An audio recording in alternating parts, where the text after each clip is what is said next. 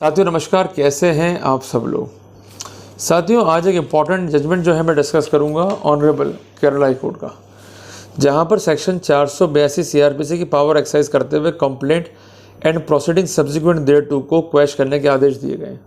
साथियों मामले के फैक्ट्स इस प्रकार थे कि कंसर्न परिवादी गण का ये आरोप है कि जो आरोपी गण है इन सब लोगों ने पहले तो बनाई अनलॉफुल असेंबली, मीन्स 5 या उससे अधिक लोग थे। इनका कॉमन ऑब्जेक्ट और इंटेंशन क्या था कि हमको थ्रेटनिंग करना, हमको एक्सटॉर्ट करना और हमारे साथ जो है मारपीट करना। और अल्टीमेटली इन लोगों ने ऐसा इसलिए करा क्योंकि ये लोग हमसे नाजायज़ रूप से पैसा वसूल करना चाहते थे, जो हम देना नहीं चाहते थे। जब हमने नहीं दिया तो इन लोगों ने ये क्राइम किया। साथियों जब ये रिपोर्ट पुलिस को मिली तो पुलिस ने immediately section 143, 147, section 447 trespasser concern है, section 294 sub clause B, section 506, section 149 IPC के तहत जो है कार्रवाई करी। अगर इस परिवाद को हम देखते हैं अपरेंटली तो ऐसा लगता है कि वास्तव में जो है जास्ती हुई है विद द कंप्लेंट। क्योंकि देखो परिवादी के पास अधिकार क्या है जब उसके बाद जास्ती होगी कि सबसे पहले वो थाने जाकर रिपोर्ट लिखाए। अगर थानेदार जो है रिपोर्ट नहीं लिखता है तो वो बिफोर मजिस्ट्रेट जाके जो है आवेदन कर सकता है। बट शर्त क्या है कि जिस मामले में मजिस्ट्रेट जो है कार्रवाई करना चाहता है it should be a cognizable offence. अगर कॉग्निजेबल नहीं है तो वहाँ पर पुलिस को डायरेक्शन जो है सीधे नहीं दिए सकते जांच के लिए। सबसे पहले मजिस्ट्रेट जो है खुद इंक्वायरी होल्ड करेगा, फिर अग्रिम जांच में जो है वो फाइल पुलिस को भेज सकता है कि इस पर आप जांच कीजिए और रिपोर्ट जो है सौंपिए, जिसको हम यूजुअली कहते हैं एक्शन टेकन रिपोर्ट। और उसके बाद ये तय होता है कि जो पुलिस ने जांच करी है और जो कोर्ट की इंक्वायरी है उसके आधार पर प्रथम दृष्टया मामला बनता है या नहीं बनता है। अगर कोर्ट को लगता है मामला नहीं बन रहा है तो कोर्ट जो है परिवाद खारिज कर देगी। कोर्ट को लगता है मामला बन रहा है तो कोर्ट वहाँ पर प्रोसेस जो है जारी कर देगी। और इसके अलावा अगर मामला कॉग्निजेबल है तो वहाँ पर सेक्शन 156 सब क्लॉज 3 सीआरपीसी के तहत भी कोर्ट जो है जांच के आदेश करेगी। बट इंपॉर्टेंट पॉइंट क्या है कि उस कंडीशन में प्रियंका श्रीवास्तव बनाम स्टेट ऑफ यूपी के जजमेंट में जो गाइडलाइंस ऑनरेबल सुप्रीम कोर्ट ने दी है उसकी अक्षरशः पालना है परिवादी को जो है सुनिश्चित करनी पड़ेगी। इसके अलावा जो बेसिक जजमेंट है ललिता कुमारी बनाम स्टेट का उसको भी जो है फुलफिल करना होगा। अब साथियों इस मैटर में परिवादी ने क्या करा कि एक परिवार जो है पेश कर दिया, जो मैंने आपको बताया। उसका कहना यह था कि अनलॉफुल असेंबली है, इन लोगों ने थ्रेटनिंग किया, एक्सटॉर्ट किया, गंदी गंदी गालियाँ दी और हमको क्रिमिनली इंटिमिडेट किया। तो इस परिवार पर मजिस्ट्रेट ने जो है इंक्वायरी करी, कंसर्न परिवादी और उसके गवाह के बयान लिए और अल्टीमेटली यहाँ पर जो है प्रसंज्ञान लिया, क्योंकि कोर्ट का मानना ये था कि ये सब गलत तरीके से आरोपी ने करा है। क्योंकि जो पेमेंट वो लेना चाह रहे थे वो पेमेंट देने के लिए परिवादी बाउंड नहीं था, परंतु इसके बावजूद भी परिवादी पर दबाव बनाया गया कि वो अमाउंट दे देवे। और जब वो अमाउंट नहीं दे रहा था या उनकी नाजायज़ मांग को जो है पूरा नहीं कर रहा था तो वहाँ पर इन लोगों ने इस तरह का क्रिमिनल एक्टिविटी जो है परफॉर्म किया।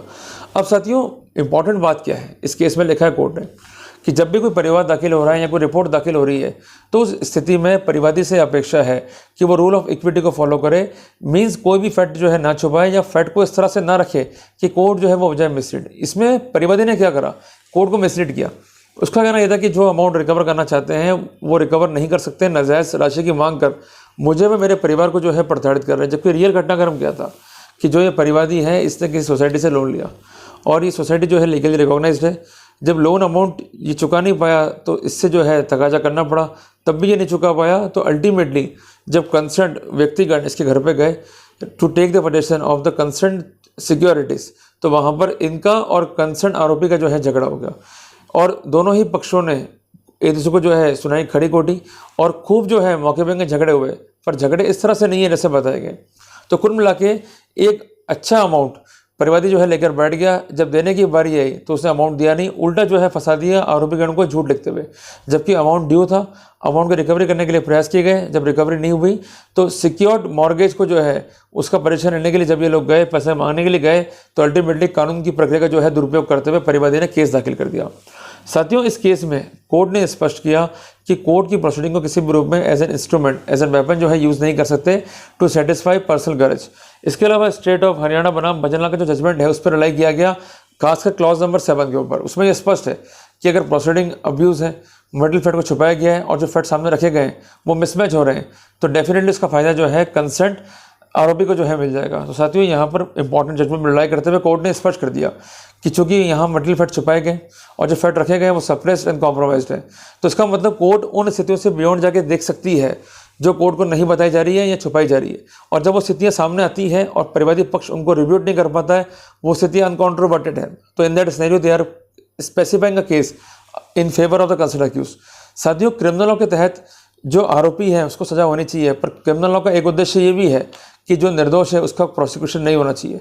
साथियों अगर प्रोसिक्यूशन रूटीन में होगा या कंसर्न परिवादी ने फैक्ट छुपा लिए उसके आधार पर होगा तो निश्चित तौर पर अक्यूज के जो राइट्स हैं वो अफेक्ट होंगे और उसको झूठे मामले में जो है ट्रायल फेस करनी होगी।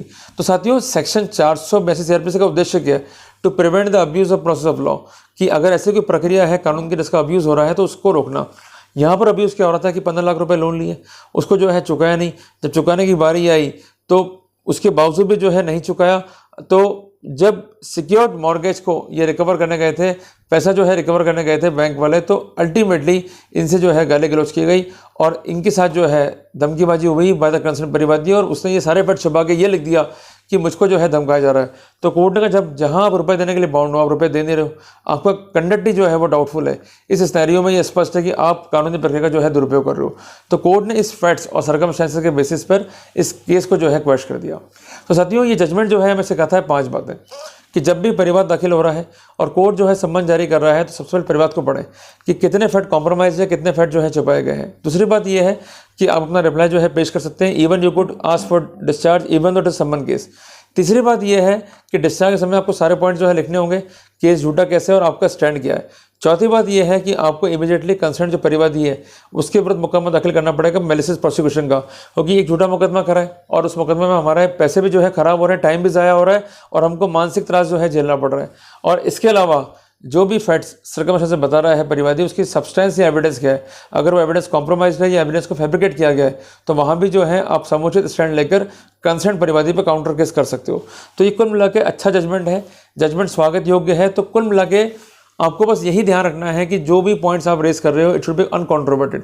अगर वो कॉन्ट्रोवर्टेड है या उनका भविष्य जो है ट्रायल में तय कर सकते हैं उन कॉन्ट्रोवर्सीज का, तो वहां पर उसका फायदा जो है कंसर्न परिवादी लेगा। बट अगर फैक्ट जो है अनकॉन्ट्रोवर्टेड है तो उसका फायदा जो है कंसर्न पक्षकार लेगा। पर इसलिए मैं आपको बार बार कह रहा हूँ कि आपको उन फैक्ट्स पर जोर देना है जो अनकॉन्ट्रोवर्टेड है। तो उम्मीद करता हूँ कि आज के अध्याय में हमने काफ़ी चीज़ सीखी होंगी कि किस तरह वर्कआउट करना है ऐसे मामलों में, किस तरह हम क्वेश्चन जो है ले सकते हैं। तो साथियों जल्दी मिलते हैं एक नए टॉपिक के साथ। टिल देन जय हिंद, जय भारत।